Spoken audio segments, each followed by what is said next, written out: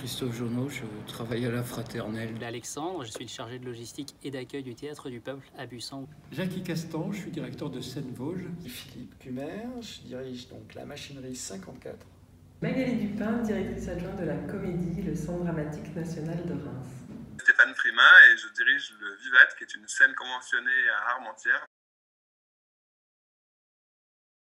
C'est une période compliquée quand même, mais j'imagine, moins que pour les intermittents. Je vais voir ce soir mon 6e spectacle depuis le début de l'année, je les compte. Voilà, donc je suis comme un gamin. Ça va ? Ça va, bah ouais, c'est difficile quoi, c'est difficile pour tout le monde. Ça va bien, avec beaucoup de travail pour les adaptations suite aux annonces d'hier soir. Un peu de tristesse pour tous les projets en établissement scolaire qui étaient prévus. Ça va bien comme quelqu'un qui s'emmerde parce qu'il n'a pas de boulot. On vit dans un pays dans lequel on estime qu'on peut aller à l'église et s'acheter des chaussures, mais que ce n'est pas nécessaire d'aller au théâtre. Donc moi, ça me scandalise. Plutôt pas mal, quand même très en attente d'ouverture au public. La situation n'est pas facile, mais nous, là, on est en plein lancement de notre saison estivale. Donc voilà, nous, on fait comme si tout allait avoir lieu. Des sentiments ambivalents, beaucoup de stress et beaucoup d'incertitudes, donc on essaye de faire bonne figure là. Pour le moment, on s'en sort, nous, disons financièrement. On est sous perfusion complètement, puisque 50% de nos produits sont issus de notre activité. Moi, je vais régulièrement à des spectacles depuis un bon moment, réservés aux professionnels.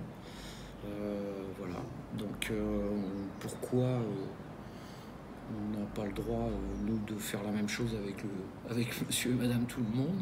On fait beaucoup de résidences, on accueille des gens en résidence le plus possible en les rémunérant. Alors quand se joueront ces spectacles, on ne sait rien évidemment.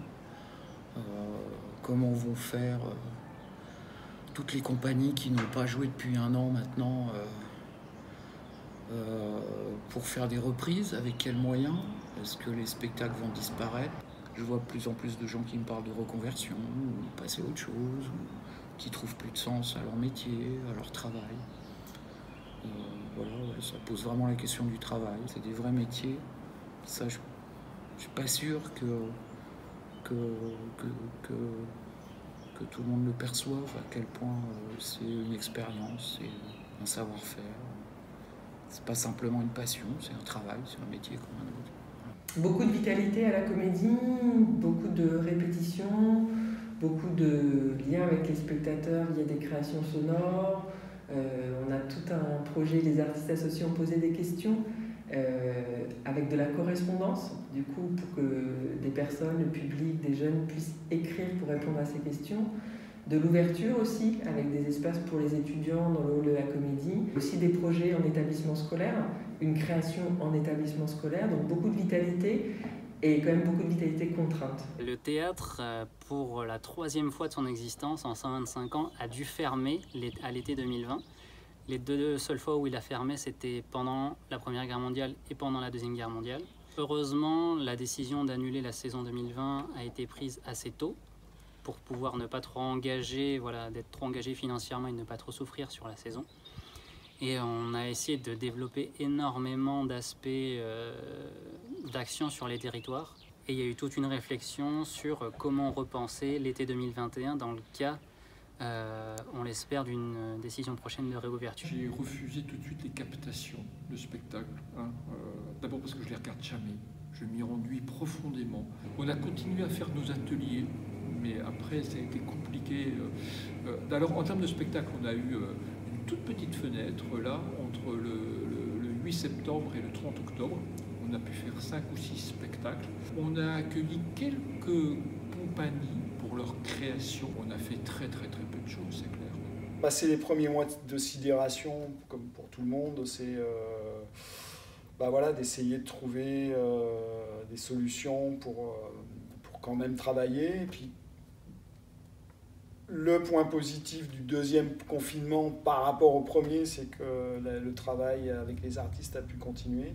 Quand est-ce qu'on va rouvrir? Quand est-ce qu'on va arrêter de déconstruire pour reconstruire?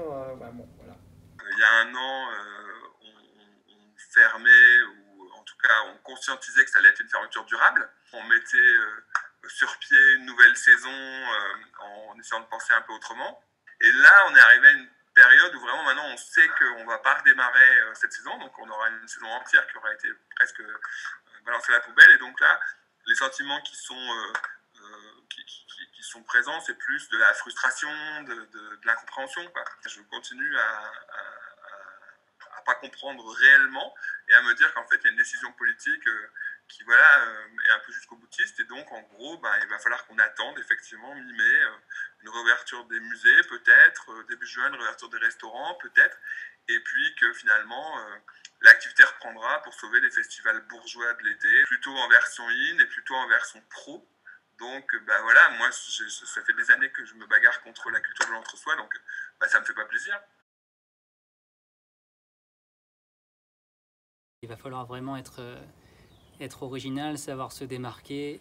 Il y a beaucoup de lieux, je pense, qui sont alternatifs. Il faut que les artistes émergents, les jeunes compagnies, aillent vers ces lieux-là d'abord pour essayer de multiplier, de pouvoir avoir le maximum de projets possibles, le maximum de visibilité.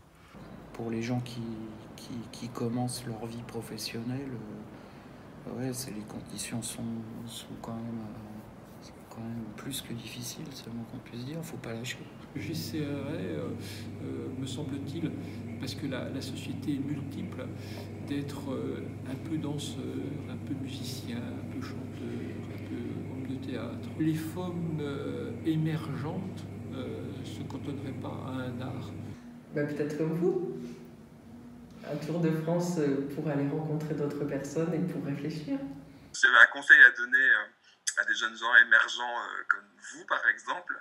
Et je vous dirais, de toute façon, il faut y croire. Et à un moment, les modèles de réussite qu'on nous donne ne sont pas forcément les seuls qui existent. Il faut bien cerner ce pourquoi on travaille. C'est-à-dire, quels sont nos objectifs personnels. Et est-ce qu'on fait du théâtre quand on est un artiste émergent pour pouvoir vivre de ça, c'est-à-dire ne faire que ça et en vivre? Est-ce que l'objectif c'est de devenir célèbre? Et si oui, est-ce que la célébrité elle se traduit à travers les médias ou la reconnaissance d'un certain nombre de structures? Et je dirais de bien être au clair avec ça. Parce qu'en fait, le meilleur moyen d'éviter la frustration, qui est toujours terrible en termes de création, c'est de savoir pourquoi on fait les choses. Et si on fait les choses pour pouvoir faire du théâtre son métier, je pense qu'il y a plein de voies possibles autres que celle justement de la réussite médiatique. Je serais un militant de la terre et de l'art, de la culture, quoi. Je rêve que la saison ouvre vite. Et si on arrêtait nos conneries? Juste être un peu responsable de ce qu'on fait. Qu'on arrive à plus être dans cette lutte d'autodestruction finalement qui est devenue notre monde moderne. Juste d'être dans une salle de théâtre et de voir un spectacle avec un public, et ça c'est le rêve. Je sais pas, je rêve que demain sera mieux qu'hier. J'aimerais plutôt me réveiller et sortir du cauchemar. Le rêve de travailler dans un milieu professionnel, donc le milieu des arts et de la culture, qui tout à coup assumerait vraiment et sincèrement ces missions de service public. Les programmations de théâtre, les directions de lieux sont confisquées et qu'elles sont rendues inaccessibles à la majorité de la population.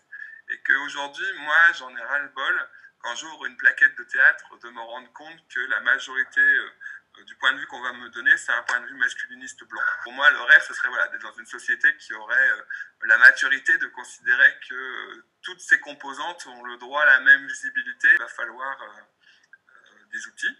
Et il y en a un que je vais nommer sans forcément trop le développer, mais c'est celui de l'égaconditionnalité, c'est-à-dire que quand on conditionnera l'octroi de subventions publiques au respect des principes républicains, et pour moi l'égalité femmes-hommes ou la visibilité des personnes racisées en sont, je pense que ça ira mieux.